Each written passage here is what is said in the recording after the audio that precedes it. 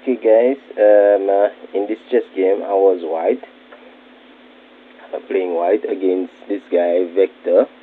He seems like he was Russian, and yeah, because he was sending me some message in Russian. So as you can see, the game went like for less than 12 moves, and ironically, I won, winning those less than 12 moves. So anyway, I wanted to show the principle of controlling squares and paying attention during a chess game. Okay, so here, as I was saying, I was white, so I played c4. Okay,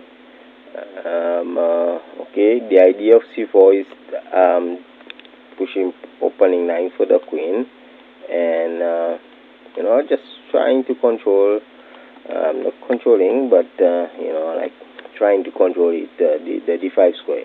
Okay, so here black played g7 with the idea to fight over the dark squares in the center and on the a1 diagonal. Okay, so interesting game. Okay, so here I played e3 with the idea to prevent black from having control over my d4 square with his bishop here. Okay, so that's what he played actually, bishop g7, which is there's a rule in chess opening, like since you develop a piece, you open the line for the bishop, it's recommended to follow through with the fianchetto of the bishop. The fianchetto means putting the bishop on the diagonal, as you can see in this game.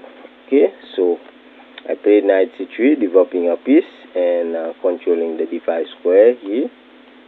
Okay, okay, and also supporting the a4 square.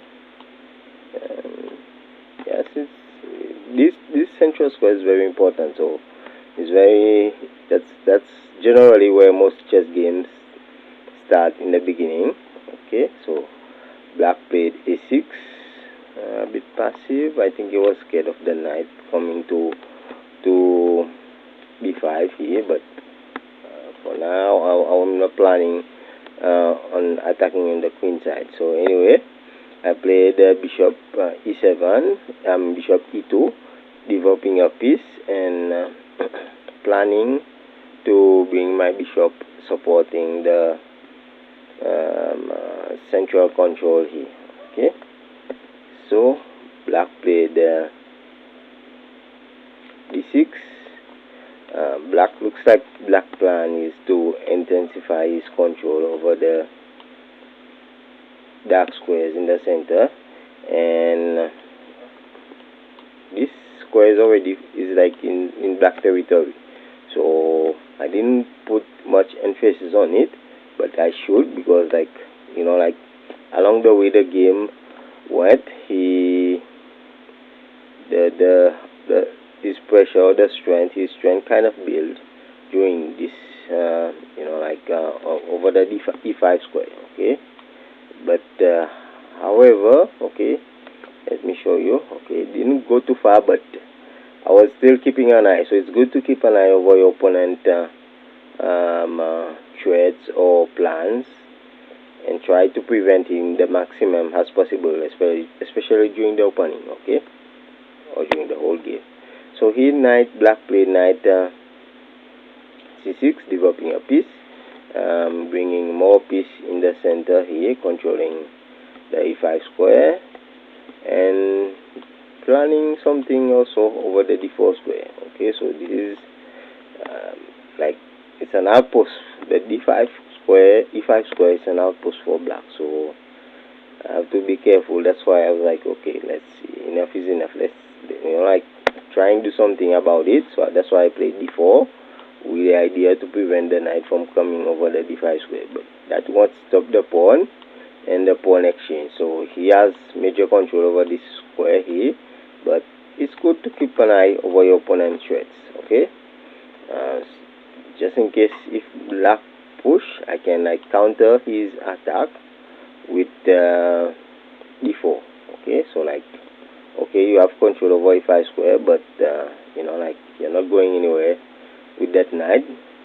Okay, knight b4 is not recommended in that case because of h3. Okay, he loses a piece.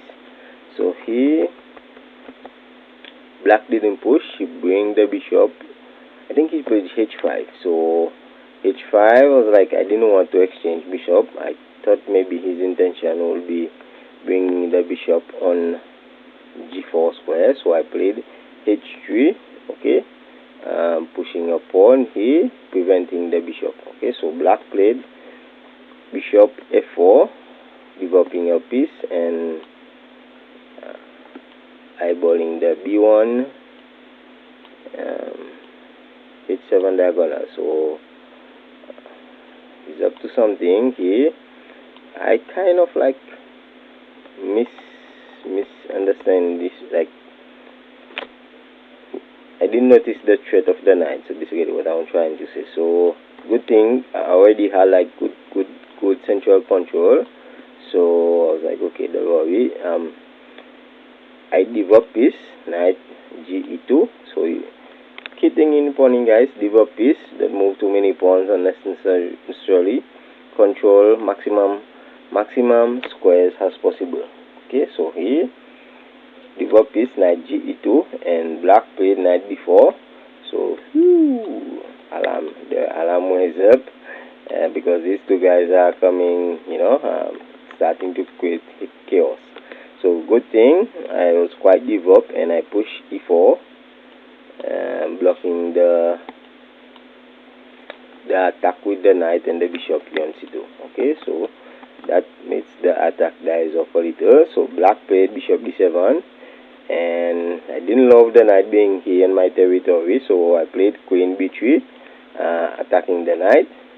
Okay, just a simple move, queen b3, developing the piece and attacking the knight. But black, I don't know what happened.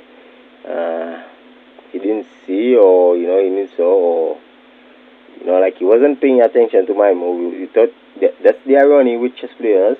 A lot of chess players, they think a chess opening, like, now this guy just like started an attack with me with those two pieces. You know, like, okay, I'm going to attack you, but he thinks, sometimes chess players think they are playing with themselves only, you know, like they are the only opponent, but your opponent is here also. Okay, so I attack you, you need to defend. Like in this case, you just play the knight back.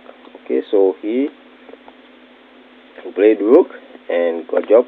I captured the queen, the knight, and he resigned. So that's the second lesson, today's lesson.